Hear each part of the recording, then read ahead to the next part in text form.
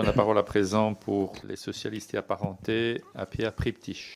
Monsieur le Président, Mesdames et Messieurs, merci pour vos apports à cet échange concernant un avenir que l'on espère optimiste, même si les éléments de la discussion renforcent la complexité de la situation au niveau des équilibres.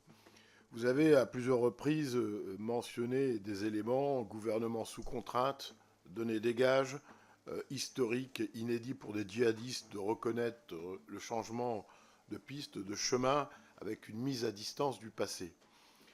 Lorsqu'on lit la presse internationale, on voit que l'opposition démocratique à l'étranger souhaite revenir. Première question assez, entre guillemets, traditionnelle.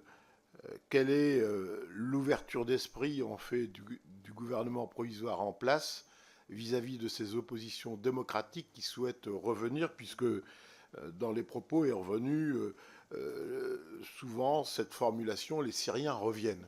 Est-ce que la tolérance et l'ouverture d'esprit ira jusqu'à accueillir en fait l'opposition démocratique qui s'est constituée à l'étranger, qui constitue bien souvent une capacité à relever le défi, notamment à apporter en fait une qualité de gouvernance démocratique. Deuxième élément, je reviens sur ce dossier, mais il est aussi essentiel.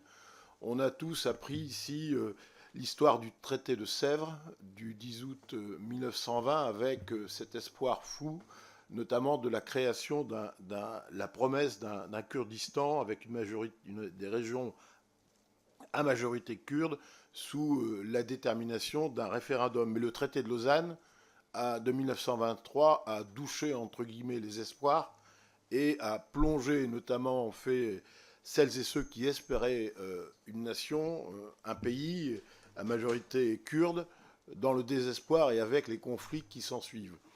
Bien que les nouvelles autorités syriennes se montrent pour l'instant conciliantes à leur égard, les forces kurdes dominantes au sein de l'entité autonome du nord-est du pays ont affaire à forte partie puisque la Turquie a juré l'anéantissement et donc nous avons tout à craindre d'un désengagement de Washington puisque le nouveau président Donald Trump a plusieurs fois indiqué laisser les mains libres à la Turquie pour régler cette situation.